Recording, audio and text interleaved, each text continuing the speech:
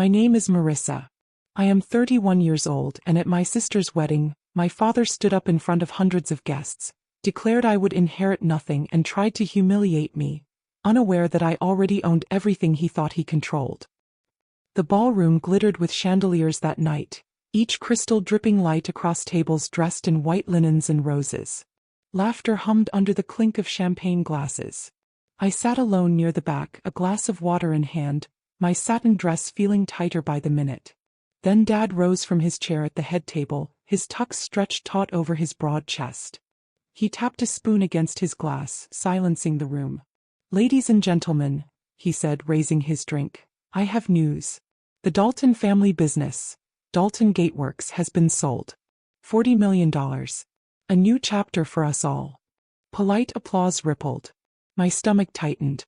He looked straight at me. His lips curled. "And Marissa? You get nothing." The room broke into laughter. Guests chuckled into their napkins. My sister Kendra leaned against her new husband's arm, smirking as if she'd won some private war. Kept my face calm. But inside something splintered. If you're watching this, drop a comment, hit like and subscribe, because betrayal at your own sister's wedding tastes like champagne and ashes. I'd always been the quiet one. Kendra, the golden child, was groomed for the spotlight. Ballet lessons, designer clothes, the Ivy League education. Meanwhile, I worked the factory floor every summer, grease in my nails, learning how the machines sang when they were tuned right. Dad never praised me, never asked what I wanted. Once, at 17, I overheard him on the phone. "Marissa? She's not leadership material. She'll marry someone safe, maybe a teacher. Kendra, she's the star." I'd stood frozen in the dark hallway, the smell of Dad's cigar drifting from his office, his words branding me invisible. Now, in that ballroom, he wanted to bury me in front of strangers. But he didn't know the truth. For months, I had been quietly building something he never cared to notice. Late nights after my finance job, I'd studied his company's filings, tracing shell corporations like threads in a spiderweb. When the chance came to buy the holding company, Everest Holdings, I took it. Every cent I'd saved, every loan I could secure. The paperwork had cleared just a week before the wedding. Dalton Gateworks didn't belong to my father anymore. It belonged to me. But in that moment I stayed silent. I let them laugh. I let my father raise his glass, smug with power he no longer had. Because revenge is sweeter when served cold. I sipped my water and watched him bask in applause that wasn't his to claim. Mom's hand glittered with diamonds at his side, her face frozen in that social smile she wore like armor. She hadn't defended me in years. He never would. Kendra clinked her flute against Dad's. "To new beginnings," she trilled. I nearly choked on my own laughter. Because she had no idea her new beginning was about to end. The band struck up another waltz. Couples swirled across the floor. Dad sat down, basking, while Kendra accepted congratulations like royalty. I placed my glass down carefully, rose from my chair, and walked toward the head table. Every eye followed. And when I reached my father, I raised my own glass. "Who's the buyer, Dad?" I asked, my voice carrying across the hall. The room hushed. His smile widened, smug. "Everest Holdings." My heart thundered as I met his eyes, steady and unflinching. I lifted my glass higher. "I am Everest Holdings." The ballroom went dead silent. The clink of crystal glasses froze midair. Conversations cut off. Even the band faltered, a violin bow dragging into silence. The only sound left was my own heartbeat, pounding like a drum against my ribs. Dad blinked once, twice, then barked a laugh. "Don't be ridiculous, Marissa." He leaned back in his chair, tugging at his cufflinks as if to dismiss me. "This is business. You wouldn't understand." I held my glass steady, my voice clear. "I understand better than you think. I bought Everest Holdings, the company you bragged about selling off. It's mine. Which means Dalton Gateworks is mine. Not yours. Not Kendra's. Mine." Gasps rippled through the hall. Kendra's fork clattered against her plate. Mom's smile finally cracked. The smug amusement that had filled my father's eyes turned into something rawer. Shock, then fury. The silence broke with a murmur from the guests. "Did she say she owns it? Is this real? What the hell?" I could almost taste their disbelief, sharp and electric in the air. For years I'd been treated like the afterthought, the filler daughter. Dad used to pat my head and say, "You'll always be taken care of. Don't worry about money." What he meant was, stay small, stay silent. But small girls can grow teeth. And silence can turn into a roar. Kendra recovered first, her voice shrill. "This is some kind of joke, right? You couldn't possibly afford." I could. I cut in, my tone slicing clean. "And I did. I traced every shell account you funneled company money through, every loan you hid from creditors. You never expected me to notice because you never thought I was smart enough." My father's face drained. He opened his mouth but no words came out. A memory seared across me. Standing in the office at 19 holding a stack of unpaid invoices, trying to show him the numbers didn't add up. He'd snatched the papers from my hand, snapped, "You wouldn't understand. Leave it to me." No. He couldn't even speak. Guests shifted awkwardly in their seats. The minister, still seated nearby, whispered to his wife. Trevor, the best man, whistled low under his breath. I didn't flinch. I let the silence stretch, let the weight of the truth sink into every corner of the room. Finally, Dad slammed his hand on the table, making the silverware jump. "You conniving little." Mom reached for his arm. "Richard." But I spoke over him, calm and measured. "No, Dad. I'm not conniving. I'm prepared. While you wasted money on cars and golf memberships, I studied. While you mocked me, I worked. And while you planned to humiliate me tonight, I was signing papers you'll never undo." The room was electric.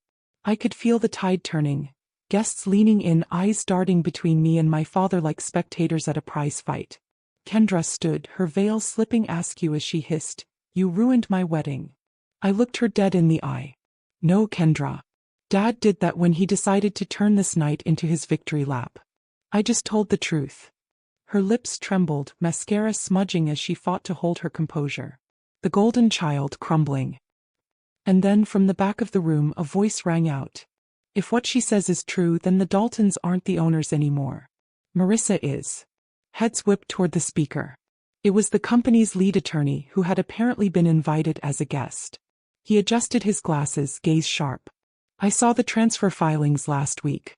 She's not lying." Gasps. Whispers. Every eye swung back to my father. His face, purple with rage, twisted into something almost unrecognizable. And then he stood, fists clenched. Dad shoved his chair back so hard it toppled, the crash echoing through the ballroom. The chandeliers swayed with the vibration, their crystals trembling like the air itself was nervous. "You think you've beaten me?"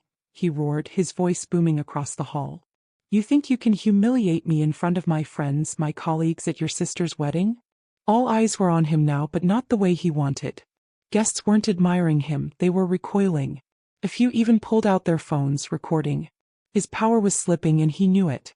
I steadied my breath, glass still in my hand. "I didn't humiliate you. You did that to yourself. You tried to bury me, Dad. You tried to erase me."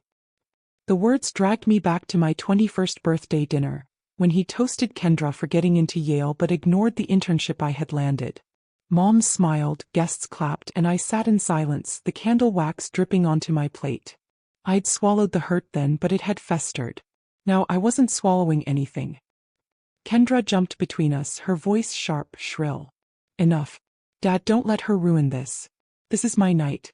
Everyone sit down. Everyone drink. It's fine." But the panic in her eyes betrayed her. She knew the night was already unraveling, slipping out of her manicured hands. I set my glass down on the table with deliberate calm. "You always said I'd get nothing. Tonight you told the world I had nothing. But the truth." I leaned forward. "I have it all. And I earned it while you were too blind to see." Gasps rippled again. The lead attorney, still in the back, cleared his throat. "She's correct.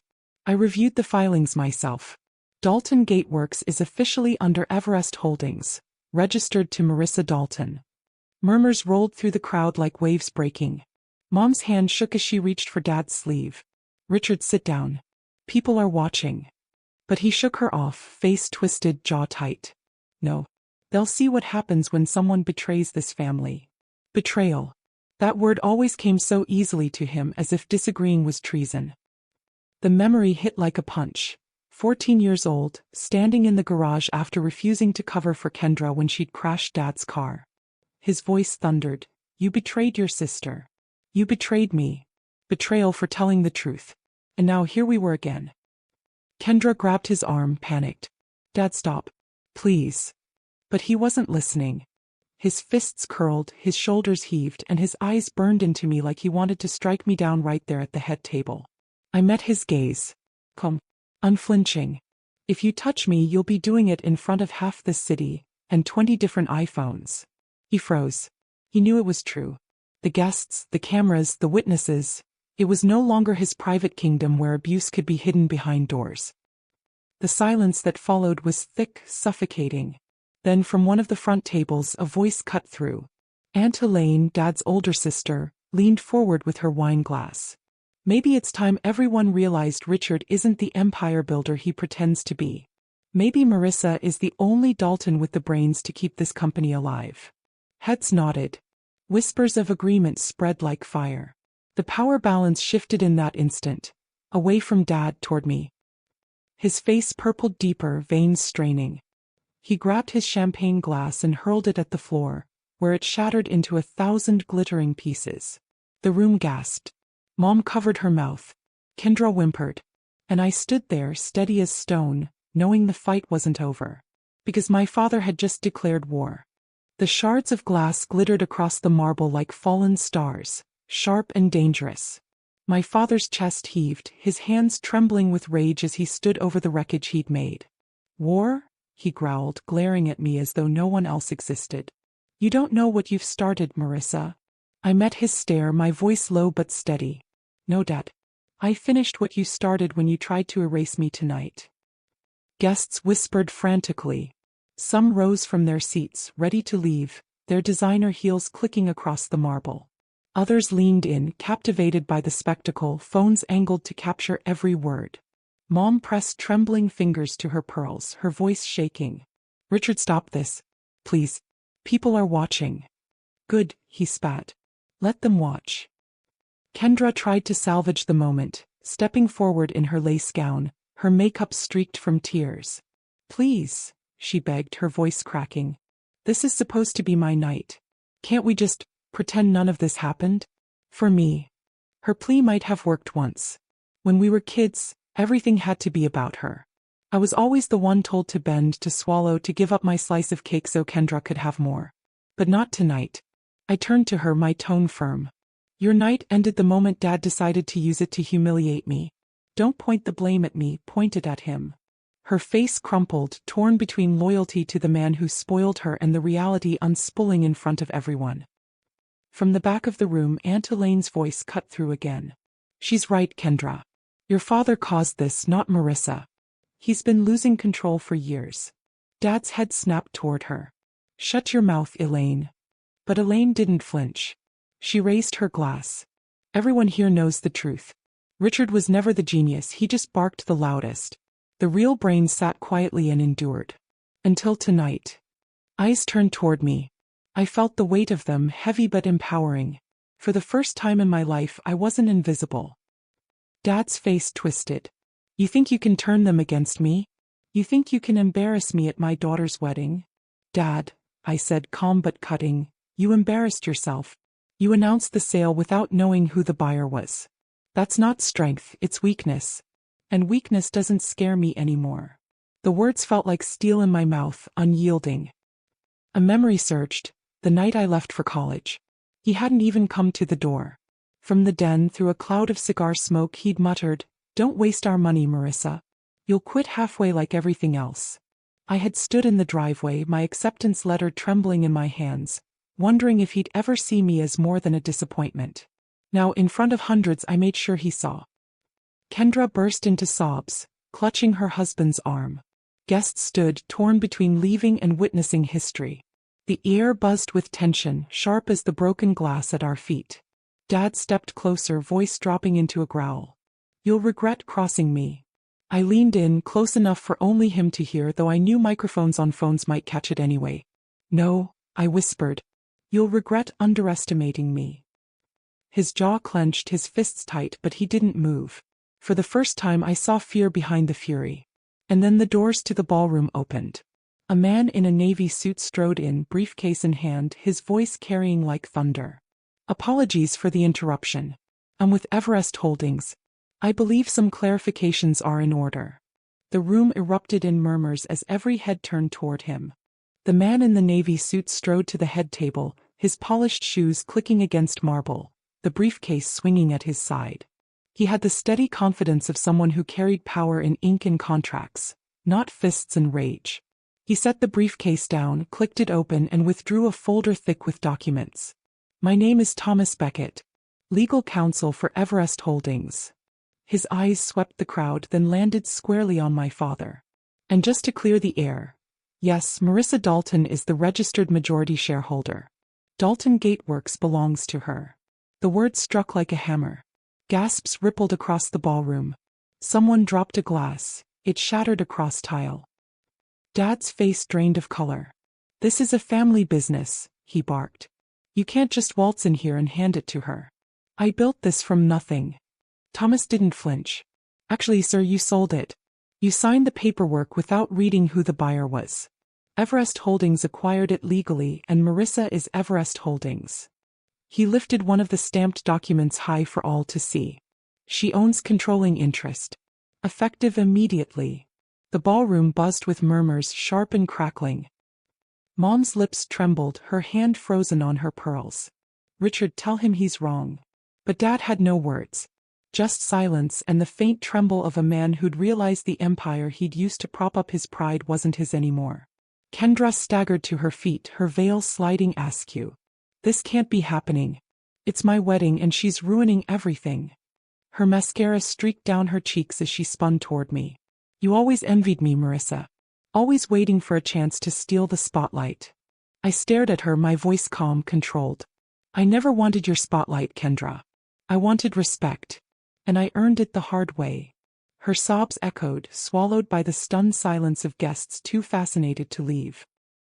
Aunt Elaine rose again, her glass lifted like a gavel. "Well, it's about time. Everyone here knows Richard never built Dalton Gateworks alone. He inherited half the infrastructure from his father.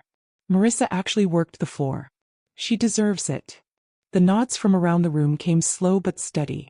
The tide was shifting again, this time toward me. Dad's face twisted, purple with rage. He slammed his hand down on the table, rattling silverware. "This isn't over. You think you've humiliated me, but I'll fight this. I'll fight you." Thomas closed his briefcase with a sharp click. "You can try, Mr. Dalton. But the contracts are airtight. You sold everything away and your daughter owns it now. The law is on her side." The finality in his voice hit harder than any blow. My chest heaved, but I stood tall. This was the moment I'd prepared for, the revenge I had built brick by brick, line by line in contracts Dad never thought I could understand. I looked around the ballroom, meeting the eyes of every guest. "You all saw it tonight. He wanted to bury me. He wanted to erase me. But the truth came out." The air buzzed. Some clapped softly, others whispered, but all eyes stayed on me. Dad clenched his jaw, his fist shaking, then shoved past Thomas, storming out through the ballroom doors. Mom scurried after him, her heels clicking desperately. Kendra collapsed into her chair, her wedding veil crumpled like tissue. For the first time I stood not in their shadow, but above it. But as the last door slammed behind them, I knew this wasn't the end. Because men like my father don't surrender. They plot. And the war he promised? It was only beginning. The ballroom doors slammed, leaving only echoes and the whispers of stunned guests. I stood at the head table, the weight of every stare pressing against me. For the first time in my life, those stares weren't pitying. They weren't dismissive. They were in awe. I raised my glass, steady now, not trembling. "I won't apologize for the truth," I said, voice clear enough to cut the silence. "My father spent his life underestimating me. Tonight he tried to humiliate me.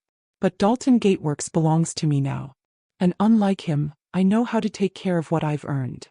Applause broke out, hesitant at first, then stronger, rolling across the room.